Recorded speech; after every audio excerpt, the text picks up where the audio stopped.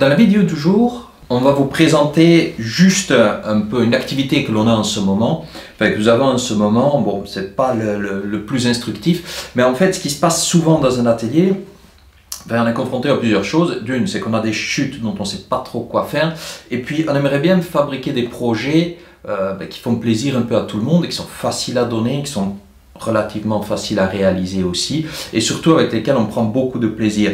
Donc on va retravailler un petit peu sur les cuillères, les spatules, ce genre de choses de cuisine, parce que ça nous permet de travailler dans des bois.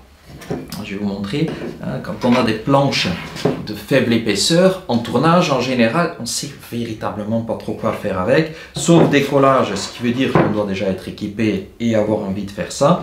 Donc, en règle générale, ce genre de planches pas trop épaisses sont très bien pour la fabrication de ces pièces-là. Donc, on a un peu une sélection là, on est véritablement en pleine production, entre guillemets, hein, pas un usage, enfin, pas une production, on n'est pas un atelier de production, mais bon, atelier de formation et de plaisir avant tout.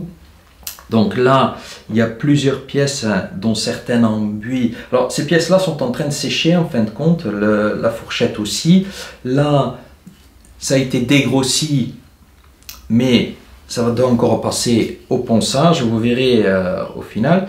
Mais nous, ce que l'on va faire aujourd'hui, c'est une pièce donc dans cette planche-là, très fine, et par la suite, une forme un peu différente parce qu'on a un peu plus de matière. Je pense que ça peut être très intéressant. On va en plus se servir de différents outils. On va ralentir un petit peu le tournage de façon à ce que vous voyez véritablement la tenue de la main, la tenue de l'outil, le type d'outil employé. On ne va pas faire trop de commentaires pendant le tournage. On essaiera de vous les mettre en sous-titres. C'est intéressant de voir ce que l'on fait, mais les vidéos sont surtout pour vous montrer l'usage de l'outil. Allez, on va passer à la suite, on va maintenant se mettre au tournage. Je vous retrouve tout de suite après.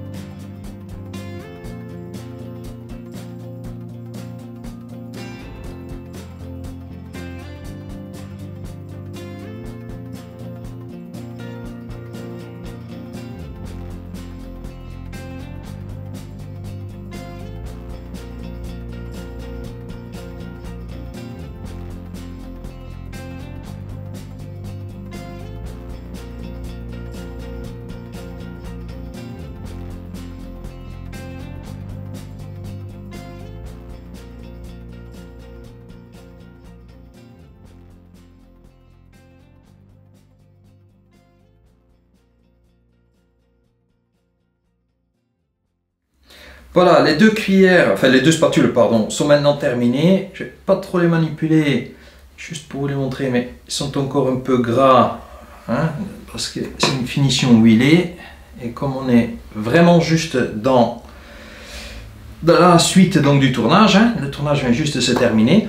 Donc voilà, ça c'est le type de projet que vous pouvez faire avec pas mal de chutes ou avec des planches de faible épaisseur. Et très sincèrement, ça rend toujours service dans une cuisine. Alors, on va discuter juste un petit instant du matériel employé. Bon, le tour, à force, je pense que vous le connaissez, c'est un Coronet Envoy de chez Record Power. Bon, c'est une machine qui a 2 chevaux, un variateur de fréquence, donc un changement de vitesse électronique. Très très bonne machine, très confortable à l'emploi, comme vous avez pu le voir, et qui nous permet à nous de faire pas mal de choses. C'est un M33, un Connours 2, enfin... tout s'adapte. Donc vous avez vu que, justement en parlant de tout s'adapte, que nous on joue avec pas mal de mandrins parce qu'on peut se permettre entre guillemets ce luxe. Sinon, bon, mais il faut changer ou les mâchoires ou ce genre de choses. Pour faire rapide, ça c'est un Jet 100 qui est déjà fourni d'origine dans sa caisse avec 3 ensembles de mâchoires supplémentaires, dont ces mâchoires longs, qui sert très petit ou prennent en extension très petit. Donc ça c'est très très utile pour le tournage de ce type de pièces où on a à prendre, bon, bien sûr de faible épaisseur, hein.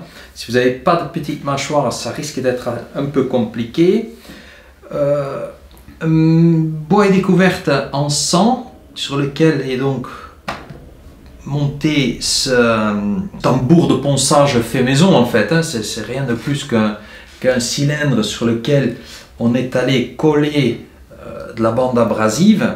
Donc là, il ne faut pas prendre un bois luxueux, hein.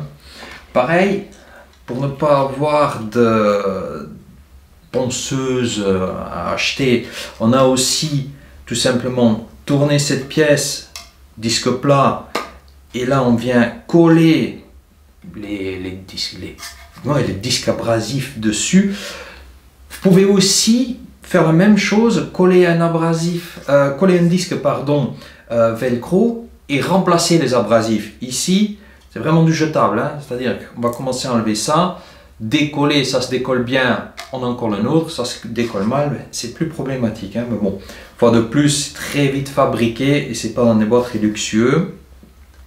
Toujours pareil, alors ça c'est un modèle un peu plus ancien que celui-là, c'était aussi c'est un Jet 100, enfin c'est un des deux mais un peu plus ancien parce que vous voyez, on a par exemple pas de blocage dessus pour l'inversion, donc ça c'est un modèle qui ne se distribue plus, hein. Nous on n'inverse pas le sens de rotation, donc on est très peu regardant sur les blocages en fin de compte, hein.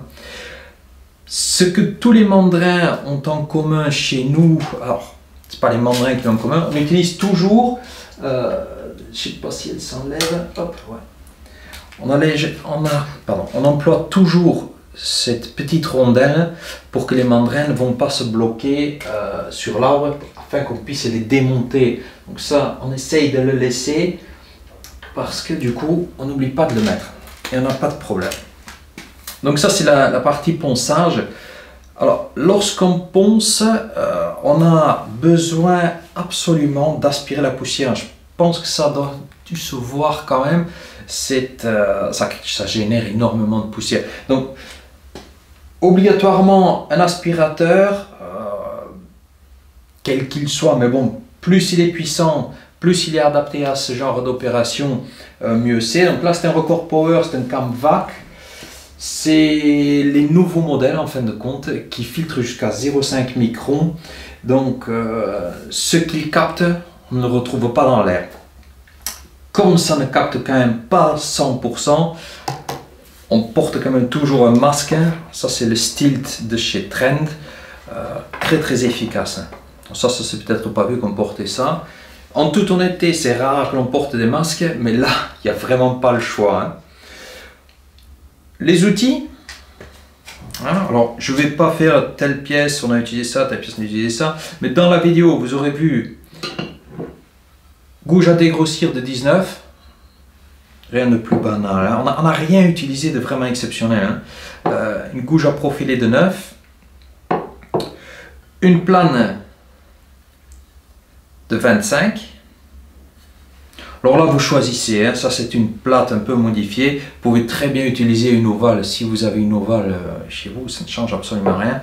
Et une plane un peu plus petite de 13 pour les détails. C'est pas obligatoire. Hein. Si vous manipulez la 25, vous pouvez très bien le faire avec la 25. Et alors, à un certain moment, on a utilisé une gouge à creuser de 9 mm. Alors ça, je vais expliquer pourquoi. Parce que l'action que vous nous voyez faire avec cette gouge à creuser est un peu particulière. On s'en sert comme gouge à profiler. La raison est très simple. On était sur le bord, alors je crois que c'était sur celui-là, et pour une gouge à profiler, ça tapait trop. Donc on aurait pu prendre une gouge à profiler de 13, voir si ça passait, mais comme on a ici avec du 9, qu'on avait une vibration très prononcée au niveau de l'outil, on a tout simplement pris une gouge à creuser qui est quand même plus résistante. Alors aussi parce qu'une gouge à creuser de 9 est un barreau d'à peu près 13 mm, donc on est déjà sur d'autres dimensions. Voilà, finition, mettez une huile alimentaire si vous voulez en mettre une absolument. Attention quand même, hein, c'est des choses qui vont être sûrement chauffées, en contact avec du beurre, en contact avec d'autres choses, des huiles de cuisson, donc faites attention à ce que vous mettez dessus, que vous n'ayez pas une réaction entre votre produit et ce que vous employez pour cuisiner. Si vous avez le moindre doute, ne finissez pas cette partie-là, ne mettez rien dessus et vous n'aurez pas de risque.